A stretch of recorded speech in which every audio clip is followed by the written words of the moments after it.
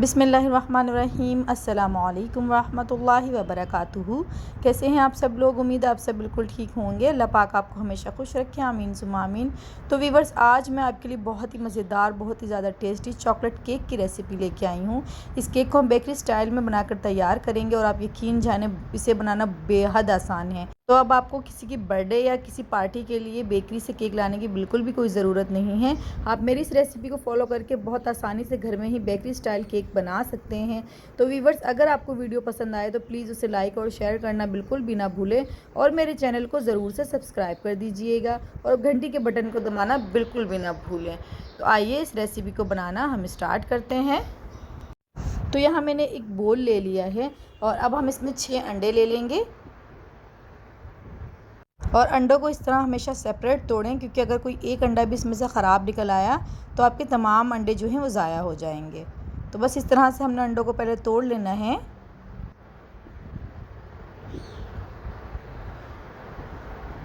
तो अंडों को हमने यहाँ देखिए तोड़ लिया है और अब हम इसमें 140 ग्राम चीनी शामिल करेंगे। मैंने यहाँ साबुत चीनी ली है, आप चाहें तो पिसी हुई भी इस्तेमाल कर सकते हैं। और अब यहाँ 1 टीस्पून इसमें हम शामिल करेंगे वनीला एसेंस और इसे हम अच्छे से बीट कर लेंगे। इतना बीट करेंगे कि ये अच्छे से फ्लफ़ी हो जाए और वॉल्यूम में डबल या ट्रिपल हो जाए। देखिए माशाल्लाह ये अच्छे से देखिए। तो यहाँ देखिए अंडे जो हैं वो अच्छे से बीट हो गए हैं और जब मैं इसे थोड़ा ऊपर करके गिरा रही हूँ तो देखिए ये फ़ौरन से जाके बैटर आपस में मिक्स नहीं हो रहा। अच्छा, अब यहाँ हम इसमें 1/3 कप यानी 1/3 कप ऑयल शामिल कर देंगे और दोबारा से हम इसको थोड़ा सा बीट करेंगे। अच्छा, ऑयल शामिल करने के बाद हमें इसे बहुत ज़्यादा बीट करने की ज़रूरत नहीं होती है।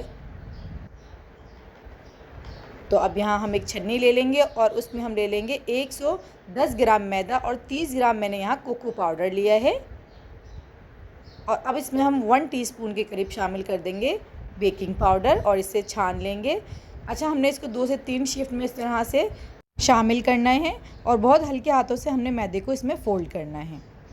देखें, अब इसको क्लॉकवाइज एक ही साइड पे हमने फ़ोल्ड करते जाना है और देखिए इस तरह से हल्के हाथों से।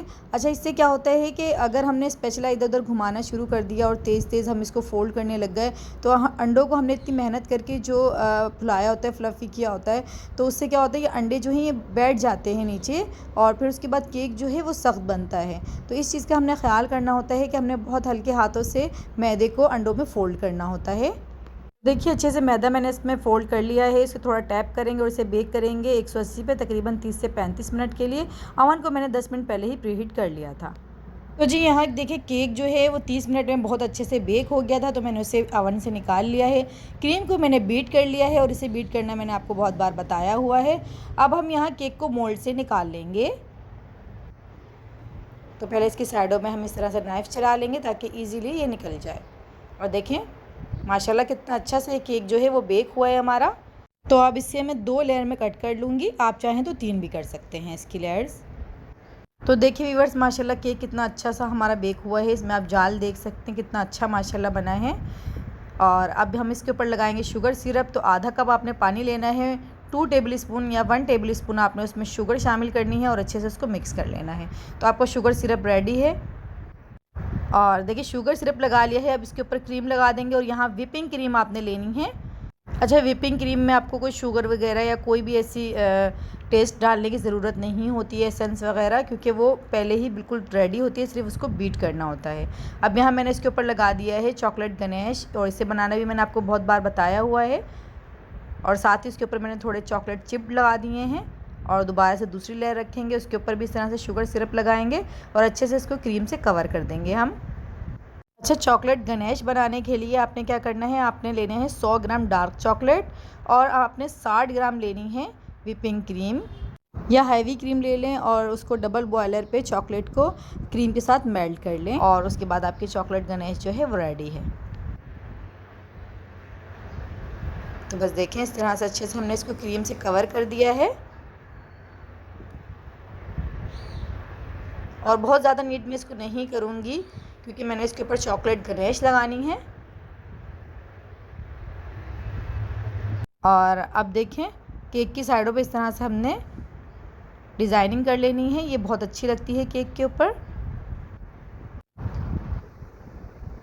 तो देखिए इसे हमने नीट कर लिया है और अब हम इसके ऊपर चॉकलेट गनेश डाल देंगे इस तरह से। देखें और स्पैचुला को बस इस तरह से बीच में रख के आपने टर्न टेबल को घुमाना है। तो देखें अच्छे से गनाश जो है इसके ऊपर लग जाएगी। अब यहाँ मैं इसके ऊपर ड्रॉप से बना लूँगी। आप चाहें तो कोई भी डिज़ाइनिंग कर सकते हैं, वो आपकी अपनी मर्ज़ी है। और नीचे भी इस तरह से मैं डिज़ाइनिंग कर लूँगी। तो देखिए माशाल्लाह कितने आसानी से हम बेकरी स्टाइल केक घर में बना सकते हैं। तो आप इसी रेसिपी को फॉलो करके बनाएं, इंशाल्लाह आप लोगों को बहुत बहुत पसंद आएगा। अब हमने इस ड्रॉप्स पे इस तरह से देखिए चेरीज़ लगा लेनी है।